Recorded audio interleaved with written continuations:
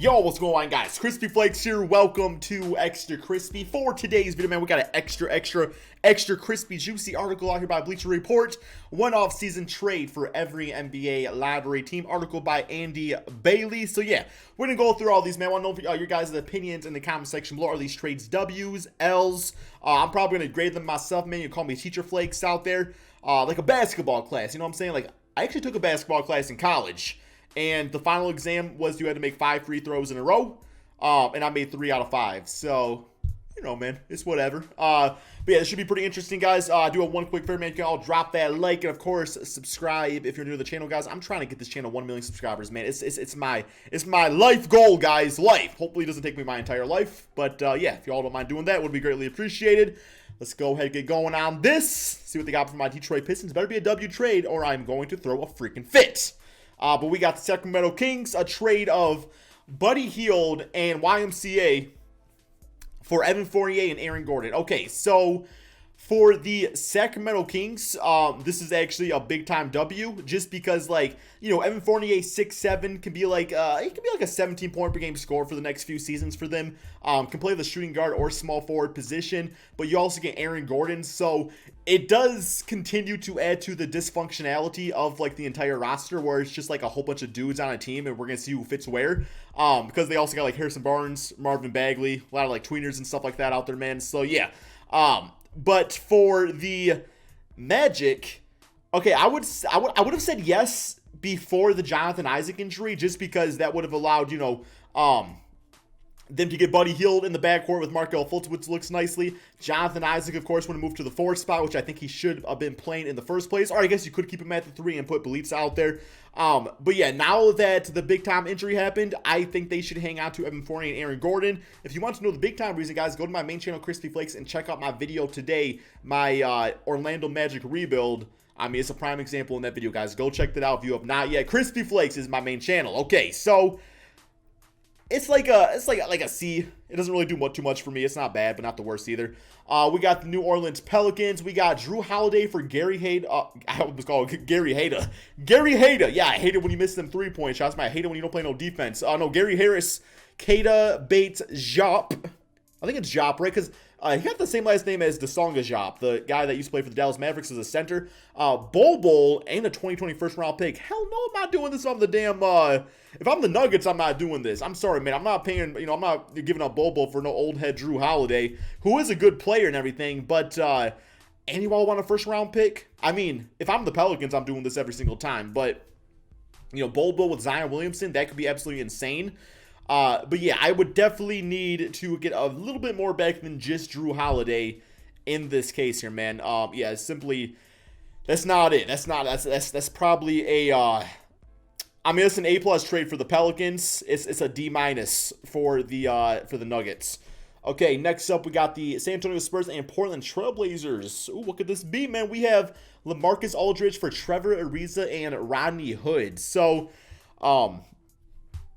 I don't know how much salary cap is left on LaMarcus Aldridge's contract, or how many years. I think it's only 1 year left on the deal, right? So, in this case, they're not really, like, saving money.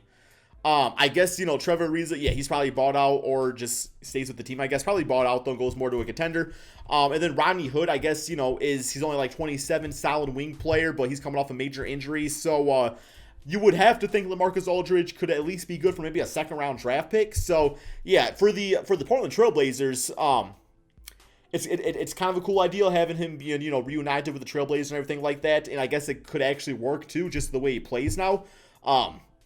It would be very interesting if they came back next season with a lineup of Damian, CJ, Melo, LaMarcus, and Hassan Whiteside. Like, that's a 2K lineup. Like that, to me, that is my ideal NBA 2K lineup, because when I play NBA 2K, do like, well, when I did like rebuilds back in the day, just like off camera by myself, you know, man, when I was just like a kid and stuff, it was always fun just because, like, I always went for like that perfect, just, you know, non-dysfunctional, I should just say functional lineup. And to me, that's it, man. Like, you got your shooting power forward out there, you got the defensive guy in the middle, you got Melo who can ISO out there, and you got Damian and CJ. Like, to me, that's my 2K team for the next year at least.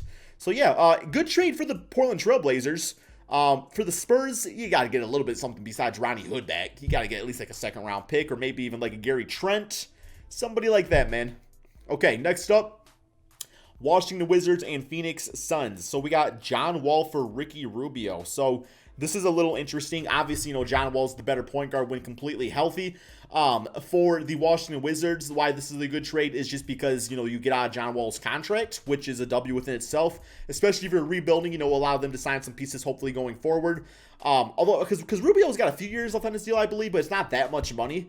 As opposed to, John Wall goes over to the Phoenix Suns, just like an up-tempo point guard. Assuming he comes back healthy, him and Devin Booker could honestly, make him running as one of the best backcourts in the entire NBA. Be a lot of fun to watch.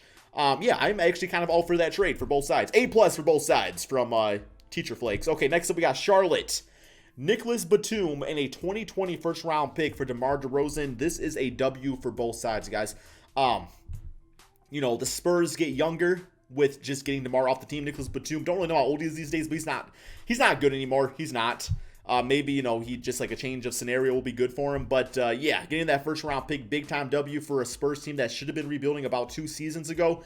And then, the Charlotte Hornets, not exactly a beacon for free agency destinations out there. So getting a guy like DeMar DeRozan, who is interesting, I would probably put him at the shooting guard spot and do a rotation of Terry Rozier and Devontae Graham. Have DeMar out there, be your number one option, obviously. You got Miles Bridges. The athleticism of that team's pretty solid. Obviously, getting rid of their first-round picks, not, like, ideal, but hopefully they can go for a big-name center in free agency, go for, like, a Montrezl Harrell. You got P.J. Washington stretch the floor. All of a sudden, the Hornets are looking pretty interesting. Next up, we got Chicago Bulls. So we got Spencer Dinwiddie, Karis LeVert, and Musa, and a 2021 first-round pick for Zach LaVine and Cristiano Felicio. Yeah, that's a W trade for both sides, For the Brooklyn Nets, I've been saying for a while now that I feel like Zach LaVine could be a third option on a championship team. So obviously, Spencer and Karis both are great players. But Dinwiddie is a point guard on a team that doesn't need a point guard. And Karis LeVert, while he is fantastic, the injury proneness is still always going to be there. With Zach LaVine, you get a guaranteed athletic, offensive player that could play behind Kevin Durant and Kyrie Irving in that starting 5. And yeah, you know exactly what you are going to get. Now, from the Bulls' standpoint, as Zach LaVine isn't happy, you want to get some good stuff back for him. So getting a good young point guard, Karis LeVert, who despite the injury still shows great promise, and also a first-round pick. I mean, there definitely is worse hauls, man. I think that's a pretty solid trade for both sides. Okay, next up, we got the New York Knicks. Chris Paul for Wayne Ellington, Bobby Portis, Dennis Smith Jr., Frank Ntilikina, Kevin Knox, and a 2023 first-round pick. So I guess the Thunder are just going to have like 27 players on their team. Okay, yeah, this is kind of stupid for the Knicks. I mean, Chris Paul, Chris Paul's cool. He's an all-star, but he's still like 35, 36. And he's getting paid, what? It says right there, $42.8 million through the 2021-2022 NBA season. 2021's not that far away. It's a deep free agent class. Maybe you guys can convince a free agent to come there and just help, be a part of your franchise. You got RJ Barrett. You got Mitchell Robinson. The last thing you guys need to do is just, like, hold up your salary cap, man. It makes no sense whatsoever. And you want to give up a first-round draft pick? Yeah, I'm not doing this trade. That's definitely an F-. Detroit Pistons. We got Blake Griffin. Oh, great. Okay.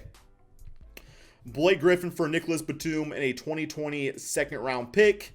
Okay, as a Pistons fan, I'm definitely going... Wait, who is this trade with? Oh, it'd be with the Charlotte Hornets, I guess. All right. I mean, the draft pick's nice, I guess. Second round pick. Batum sucks, but better than Tony Snell, you would think. You would hope. But yeah, we got a Blake Griffin's contract, and that's it. There you go. It's a dump, man. It's a dump, which is what we do with Andre Drummond. We dumped him. Okay, next up we got the Atlanta Hawks. Dwayne Dedmon for Eric Gordon and a 2020 second round pick. Okay, I do like this trade for... both teams. For the Houston Rockets, Dwayne Dedmon obviously is not a small ball center, but he does shoot threes and he blocks shots, which is what you want at that center position in that type of lineup, assuming the Houston Rockets want to play center at times. Eric Gordon, injury prone. For the Hawks, they get a good veteran shooter out there. They'll get a second round pick. So yeah, makes sense for both sides. I don't hate the trade. Next up, T-Wolves.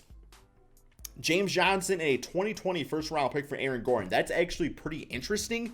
For the Magic, you get out of, I guess Aaron Gordon, his contract's not the worst, but getting a 2020 first round pick's great. It's obviously going to be a lottery pick, but Aaron Gordon actually is pretty like intriguing sounding next to D'Lo, you know, on the fast break, and obviously next to Karl Anthony Towns.